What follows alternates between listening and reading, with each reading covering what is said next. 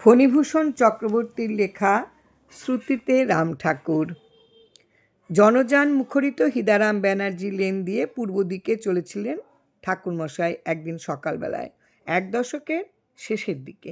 সঙ্গে চলেছেন কলকাতা বিশ্ববিদ্যালয়ের সংস্কৃত বিভাগের ভূতপূর্ব আশুতোষ অধ্যাপক স্বর্গীয় প্রভাতচন্দ্র চক্রবর্তী মহাশয়। ঠাকুর মহাশয় অতি দ্রুত চরণে চলতেন, আর তার সঙ্গে সঙ্গতি রক্ষা করা কারোর অনেকের পক্ষেই একান্তভাবে অসাধ্য ছিল। সে কারণেই প্রভাতচন্দ্র মাঝে মাঝেই পিছিয়ে পড়ছিলেন, ছুটে গিয়ে আবার সঙ্গলাভ করছিলেন। তিনি আবার পিছিয়ে পড়লেন, আবার ছুটে গিয়ে ঠাকুরকে ধরলেন। 30-এর কিছু নিচে বয়স তখন প্রভাতচন্দ্রের। ঠাকুরমশাই তখন 60 বছর অতিক্রান্ত। কিছুটা দূর থেকে প্রভাতচন্দ্র দেখলেন ঠাকুরমশাই তার চেয়ে 10-12 বছরের বেশি বয়স্ক এক বৃদ্ধকে আভূমি নত হয়ে প্রণাম করছেন রাস্তার ওপরেই।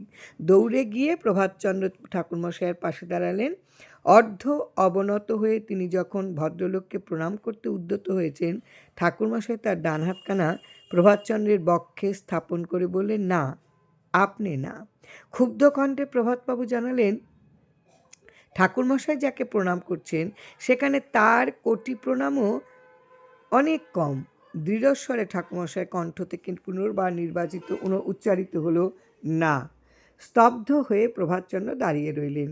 ওই ভদ্রলোক প্রশ্ন করলেন, আপনাকে তো আমি চিনতে পারলাম না, আমাকে প্রণাম করলেন, আপনি কে? উত্তরে ঠাকুরমশাই জানালেন, তার বাড়ি ডিঙ্গামানিক। অধীর আগ্রহে ওই ভদ্রলোক জিজ্ঞাসা করলেন, ডিঙ্গামানিক মানে কোন বাড়ি? উত্তরে ঠাকুরমশাই জানালেন, ঠাকুরমশাই স্বর্গীয় রাধা মাধব চক্রবর্তী মহাশয়ের তৃতীয় পুত্র, তার নাম রাম। আবেগ ভরে ওই ভদ্রলোক ঠাকুরমশাইকে আলিঙ্গনাবদ্ধ করে বলে উঠলেন, আরে তুমি রাম, তুমি না সাধু হয়েছ? আলিঙ্গন থেকে নিজেকে মুক্ত করে ঠাকুরমশাই বললেন, সাধু আমি নই, সাধু আপনি। শিয়ালদা স্টেশনে আমার তার কোনো আত্মীয় আসার কথা, সুতরাং তিনি আর অপেক্ষা করতে পারছিলেন না, জানিয়ে বললেন, তোমার কলকাতার ঠিকানাটা দাও, আমি বিকেলে গিয়ে তোমার সঙ্গে কথাবার্তা বলবো। না, তা হয় না, আপনি আমার অনেক বয়োজ্যেষ্ঠ, আপনি গিয়ে আমার সঙ্গে দেখা করবেন এটা হতে পারে না। বরং আপনার কলকাতায় থাকবার ঠিকানাটা আমাকে দেন, আমি বিকালে গিয়ে আপনার সঙ্গে দেখা করুম। ওই ভদ্রলোক তার কলকাতার ঠিকানা বলেই ঊর্ধ্বশ্বাসে স্টেশনের দিকে ছুটলেন। পথ চলতে চলতে প্রভাতচন্দ্রের ক্ষোভ দূরীকরণের জন্য ঠাকুরমশাই বলতে লাগলেন, উপনয়নের বছর খানিক আগে তিনি ও তার যমজ সহোদর ভাই লক্ষণের স্কুল বা পাঠশালায় যাতায়াত তো ছিলই না আর 5 জনের মতন। সকাল বিকেল তারা দুই ভাই বনে বাজারে মাঠে ঘাটে খালি ঘুরে বেড়াতেন, মায়ের উৎকণ্ঠা উপেক্ষা করি। শ্রান্ত ক্লান্ত তাদের দুই ভাইকে জননী কমলাদেবী স্নান করিয়ে আনতেন পুকুর ঘাট থেকে, খেতে দিতেন দুই ভাইকে নিজের দুচোখের স্নেহদ্বীপ জেলে। মধ্যাহ্নে বাড়ির সকলে যখন বিশ্রামে রত, দুভাই আবার বেরিয়ে পড়তেন, ঘুরতেন গ্রাম থেকে গ্রামান্তরে, পথ থেকে প্রান্তরে। এমনই এক বিকেলবেলায় তিনি ও তাহার ভাই লক্ষণ দেখলেন পার্শ্ববর্তী গ্রামের এক মাঠে এই ভদ্রলোক অতিকায় ঢাউস ঘুড়ি মোটা টন সুতার সাহায্যে আকাশে উড়িয়ে দিয়েছেন। সেই মাঠে বালক ছাড়াও অনেক যুবক ও বৃদ্ধরাও জড়ো হয়েছে। অপূর্ব এই ঘুড়ি ওড়ানো দেখে ঠাকুরমশাই ও লক্ষণ ঠাকুর আনন্দে অন্য অনেক বালকের সঙ্গে নাচতে আরম্ভ করলেন। পরে ঘুড়িটা যেদিকে উঠছে সেদিকে ছুটতে লাগলেন। পরপর কয়েকদিনই এই ঢাউস ঘুড়ি ওড়ানো দেখতে যেতেন এই দুই ভাই, এবং ঘুড়ির সঙ্গে তারাও ছুটতেন। এমনই একদিন ঢাউস ঘুড়ির ভোঁ শব্দে তার ঠাকুরমশাই শুনতে পেলেন অশ্রুতপূর্ব ওঙ্কার নাদ। পরপর কদিনই ঢাউস ঘুড়ির ওড়ানোর শব্দের মধ্য দিয়ে তিনি আরও কয়েকবার ওঙ্কার ধ্বনি শুনতে পান। এই ভদ্রলোক ঢাউস ঘুড়ি উড়িয়েছিলেন তার ছেলেবেলায়। সেখান থেকেই ঠাকুরমশাই প্রথম ওঙ্কার নাদ শুনতে পান। সুতরাং এ ভদ্রলোকের কাছে ঠাকুরমশাই ঋণী, তাই তিনি তাকে প্রণাম করেছেন। এবার প্রভাতবাবুর দিকে তাকিয়ে বললেন, আপনার তো ওনার কাছে কোনো ঋণ নাই, তবে কেন ওনারে আপনি প্রণাম করবেন? ঠাকুরমশাই তার নির্দিষ্ট কর্ম সমাপন করে একটু বেলাতে ফিরে এলেন প্রভাতচন্দ্রকে নিয়ে তার তৎকালীন বাসাবাটিতে মদন দত্ত লেনে। চায়ের চামচের 3 চামচ দুধ গ্রহণ করে তিনি শয্যায় বসলেন। স্নানাহার শেষ করে প্রভাতচন্দ্র ওই ঘরে এসে ঠাকুরের খাটের পাশে মেঝে একটি মাদুর বিছিয়ে শুয়ে পড়লেন, কিন্তু দু চোখে তার ঘুম আসছে না। ঘুরে ফিরে বারে বারে তার একটা কথাই মনে পড়ছে, 7 বছর বয়সে ঢাউস ঘুড়ি টানার শব্দের মধ্যে দিয়ে যিনি ওঙ্কারনাদ শুনতে পান, তিনি কে? ঠাকুরমশাই শুয়ে পড়লেন। একটি কাষ্ঠখণ্ডের মতন, তিনি নড়েনও না, চড়েনও না। আর প্রভাতচন্দ্র বিস্ময়ের ঘোরে শুধু এপাশ ওপাশ করছেন। নিদ্রা অনেক দূরে সরে গেছে তার।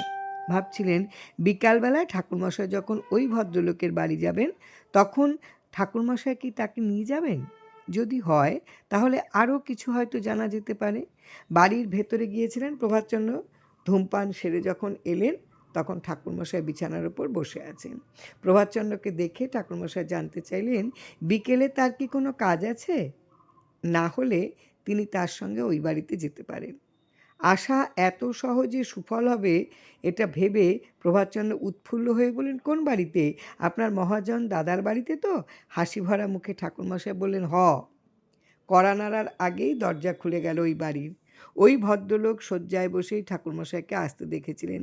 তিনি সাগ্রহে হাত ধরে ঠাকুরমশাইকে ভেতরে নিয়ে এলেন। গদগদ কণ্ঠে বললেন, রাম, তুমি এসেছো ভাই, বসো। বলেই আপন শয্যায় ঠাকুরকে বসতে দিলেন। আপনি বসেন আগে, বললেন ঠাকুরমশাই। ওই ভদ্রলোক বসলেই ঠাকুরমশাই তার বিছানার একপাশে বসলেন।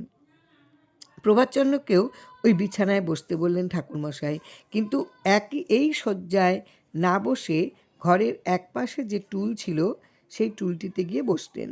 ওই ভদ্রলোক জিজ্ঞেস করেন, ইনি কে? ঠাকুরমশাই প্রভাতচন্দ্রের পরিচয় দিলেন। সবিস্ময়ে ভদ্রলোক বললেন, ইনি তো তোমার শিষ্য।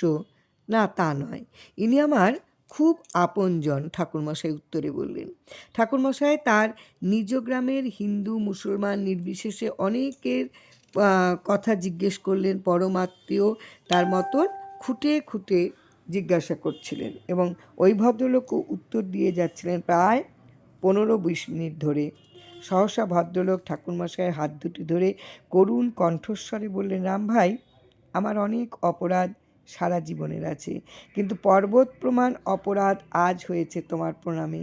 আমাকে শুধু একটিবার তোমাকে প্রণাম করতে দাও। ঠাকুরমশাই বললেন, না, তা হয় না, বলে ঠাকুরমশাই তাকে বিছানায় বসিয়ে দিলেন।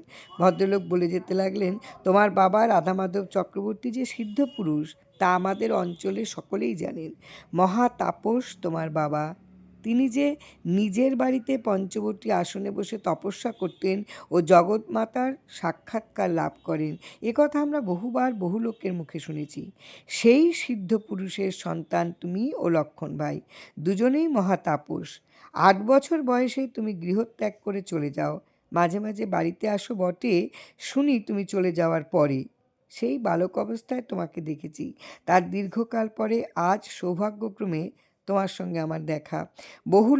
বহু লোকের মুখে শুনেছি অনিমা লঘিমা তোমার করায়ত্ত। তুমিও বিরাট মহাপুরুষ। সুতরাং রাম ভাই, তোমার প্রণাম নিয়ে আজ আমি যে মহাপাপ করলাম, কিসে সেই মহাপাপ দূর হবে? ঠাকুরমশাই বললেন, ওতে কোনো দোষ হয় নাই, আপনি মিছা কাতর হয়েছেন। ক্ষণকাল চুপ করে থেকে ওই ভদ্রলোক আবার ঠাকুরমশাইকে অনুরোধ করলেন, রাম, তুমি আমাকে দীক্ষা দাও, আমি তোমার শিষ্য হব। শিষ্য হলে তো আমার প্রণাম তুমি প্রত্যাখ্যান করতে পারবে না।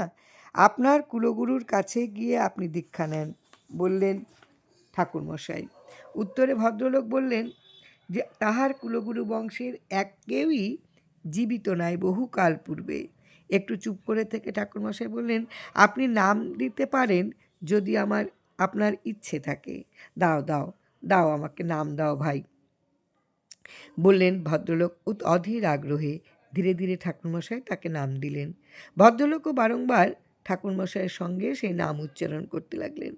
সজল হয়ে উঠল ঠাকুরের সেই ভদ্রলোকের চোখ দুটি।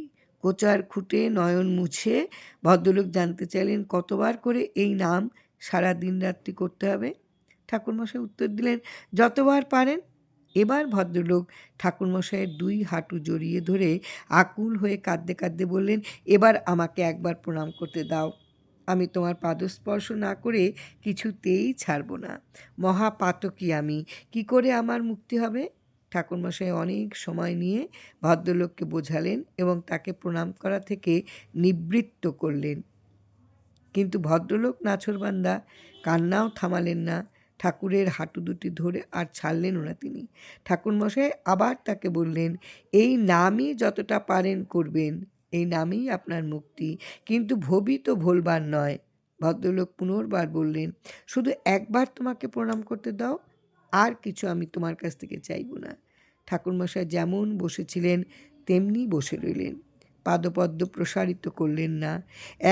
এত অনুরোধ সত্ত্বেও ক্ষণকাল পরে ঠাকুরমশাই বললেন, কলিতে অল্প লোকেই প্রণাম করতে জানেন, নাম করলেই তো প্রণাম হয়। জয় রাম, জয় রাম। গুরু কৃপাহি কেবলম।